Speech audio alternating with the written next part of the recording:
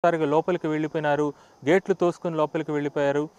పోలీసులైతే మాత్రం 500 మందితో వెళ్ళొచ్చు. ముఖ్య నేతలు ముఖ్యంగా ఒక్కొక్క మండలం నుంచి ఒక 10 మంది కూడా అనుమతిస్తామని చెప్పినప్పటికీ కూడా ఆ పరిస్థితి ఇక్కడ కనిపించట్లేదు.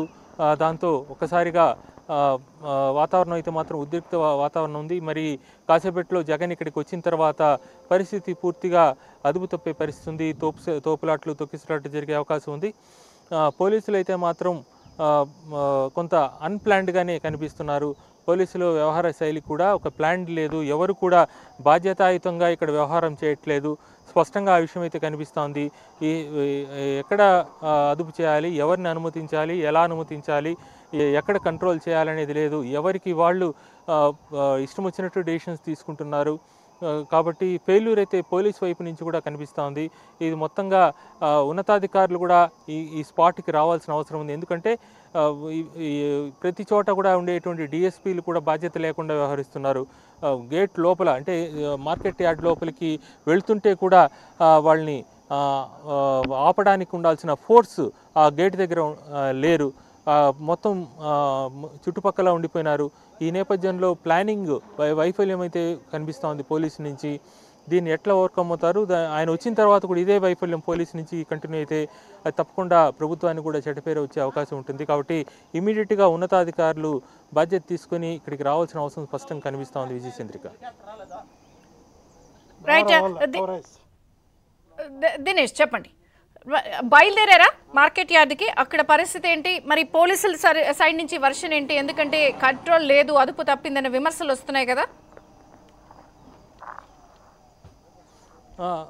అదే విజయచంద్రిక, మొత్తం మీద పోలీసు ఫోర్స్ అయితే మాత్రం మరింత ఫోర్స్ ఇక్కడికి రావాల్సిన అవసరం ఉంది. ఇప్పటికే తిరుపతి నుంచి ఫోర్స్ వచ్చారు, చిత్తూరు నుంచి ఫోర్స్ వచ్చారు. అయితే ఉన్నతాధికారులు ఇక్కడ లేరు. ఉన్నతాధికారులు ఉంటేనే కంట్రోల్ అవుతారు. ఉన్నతాధికారులు గైడ్ చేస్తేనే ప్లానింగ్ సాధ్యమవుతుంది.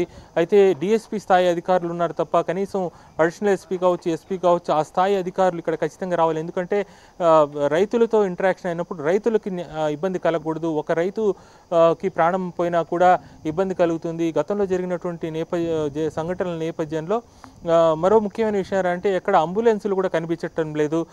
ఎందుకంటే ఏదైనా జరిగితే వాళ్ళని ఇమీడియట్గా హాస్పిటల్కి షిఫ్ట్ చేయడానికి కూడా అంబులెన్సులు కూడా అవసరం ఉంటుంది. కానీ అక్కడెక్కడ మార్కెట్ యార్డ్ దగ్గర అంబులెన్సులు కూడా కనిపించట్లేదు. సంఘటన జరిగిన తర్వాత వెతుక్కోవడం అనేది కూడా ప్రమాదకరం అయ్యే పరిస్థితి ఉంది. కాబట్టి ఖచ్చితంగా వైసీపీ తరఫున ఫెయిల్యూర్స్, వైసీపీ తరఫున బాధ్యతాయుతమైనటువంటి వ్యవహార శైలి ఉన్నప్పటికీ ప్రభుత్వం అయినా కూడా సరే ఏ చర్యలు తీసుకోవాలి, వాళ్ళ వైఫల్యాల వల్ల జరగబోయే నష్టాలకైనా కూడా బాధ్యతగా ప్రభుత్వం కూడా ఇమీడియట్గా ఏమేం చర్యలు తీసుకోవాలా ఆ విషయాలపైన కూడా దృష్టి పెట్టి ఉన్నతాధికారులు క్షేత్రస్థాయికి ఖచ్చితంగా ఇమీడియట్గా రావాల్సిన పరిస్థితి నాకు ఇక్కడ కనిపిస్తూ ఉంది. రైట్. ప్రధానంగా పోలీసులు ఎందుకు ఈ స్థాయిలో శ్రేణుల్ని ఎలౌ చేశారు? కనీసం గుర్తించలేదా? ఎందుకంటే చెక్ పోస్టులు పెట్టారు, ఎక్కడికక్కడ ఆంక్షలు కొనసాగుతాయి.